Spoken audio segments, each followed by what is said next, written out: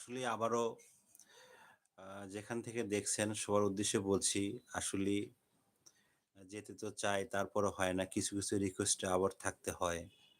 যার জন্য আপনাদের মাঝে আবার আমাদের বাংলাদেশ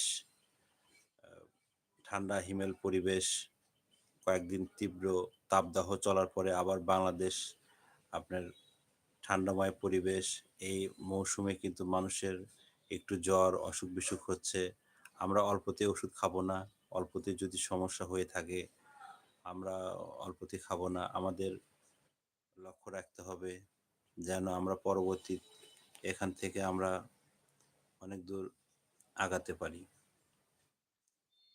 এবং আমরা যত ওষুধ পরিহার কম করবেন, তত এখানে সুস্থ থাকবেন, ভালো থাকবেন এবং যাদের মা-বাবা আছে তাদেরকে যত্ন রাখুন এবং প্রতিদিন অন্তত ৩ লিটার পানি খান এবং বসে প্রস্রাব করবেন এবং অন্তত এক্সারসাইজের বিকল্প কিছু নেই।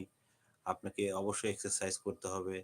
আপনাকে লক্ষ্য রাখতে হবে এবং আমার চেম্বারটা আপনার বগুড়া শেরপুর। এখানে আপনার ৩ টা চেম্বার আপাতত ২ টাতে বসা হয়। আপনার ফার্স্ট গ্যালারি আছে সামনে, সেকেন্ড গ্যালারিতে বসা হয়।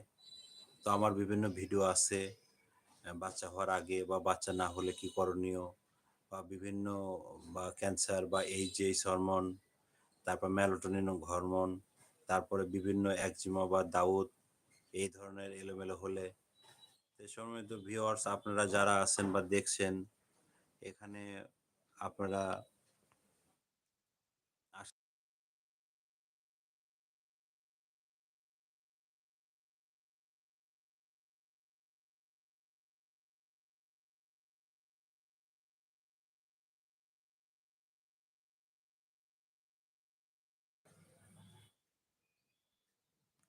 আপনারা আসেন। আপনাদের সাথে স্বাস্থ্য বিষয়ে অনেক আলোচনা হবে, অনেক কথা হবে। তো আপনারা আসলে আপনাদের বিভিন্ন আলোচনার বিষয়ে আপনাদের সাথে স্বাস্থ্য বিষয় নিয়ে আলোচনা করব। আপনাদের সাথে কথা বলবো।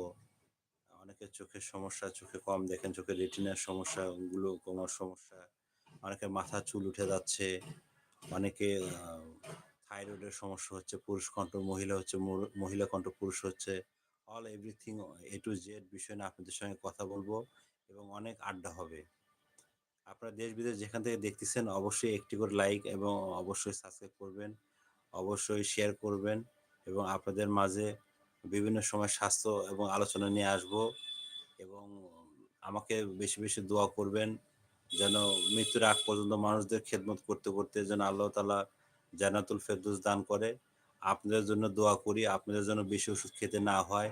আপনারা যেন শাক-সবজি এগুলা খেয়ে বা আপনাদের লাইফস্টাইলগুলো আগাতে পারেন এবং সয়াবিন পরিহার করে এবং সরিষার তেল অল্প এবং ডুবো তেলে খাবেন না। তো আপনারা ভালো থাকবেন, সুস্থ থাকবেন। আ আল্লাহ হাফেজ।